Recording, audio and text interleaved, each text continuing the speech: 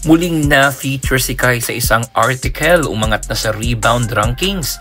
Malinaw na ang daan patungong NBA. Yan ang pag-uusapan natin for today's video.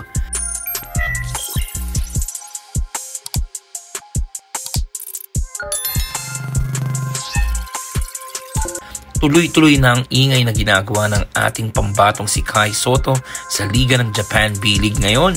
Di na mapigilan ng pagsikat nito at kamakailan lang ay muli itong na-featured sa isang article kung saan naka-highlights dito yung mga performances niya from their previous games. Since the FIBA Asia qualifiers nga ay very solid numbers ang ipinapakita nito para sa kanyang kupunan na Koshigaya Alpas.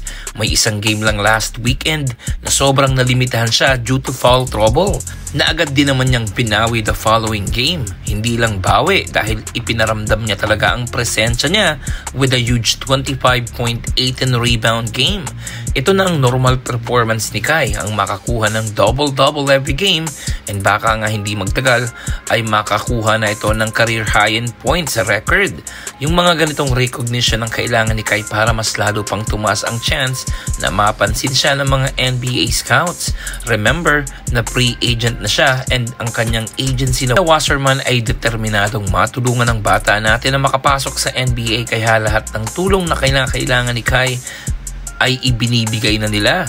Ang kailangan lang talagang gawin ni Kai sa ngayon ay patuloy na maging consistent dito sa Japan dahil siguradong magiging busy ang summer niya next year sa mga kabi-kabilang training camps na pupuntahan nila. Tumaas na rin sa rebounding rankings ang bata natin from number 6 last week ay pang-5 na siya ngayon sa liga. Medyo kinapos lang ng double-double rebound last game kontra Chiba Jets with 8 rebounds lang. Pero alam natin kayang-kaya niyang bawian yan sa parating na back-to-back game nila this weekend kontra yan sa team ng San Antonio Phoenix na isang malakas na kupunan din ngayong season dito sa Japan. Magkailang beses nang nakatapat ni Kai ang kupunan na ito ng San Antonio Phoenix at huling naglaro sila last season nung naglalaro pa si Kai sa Yokohama B Corsairs ay napakaganda ng ipinakita niyang performance kontra dito. Kaya naman medyo pamilyar lang talaga si Kai sa sistema ng coach ng San Antonio Phoenix.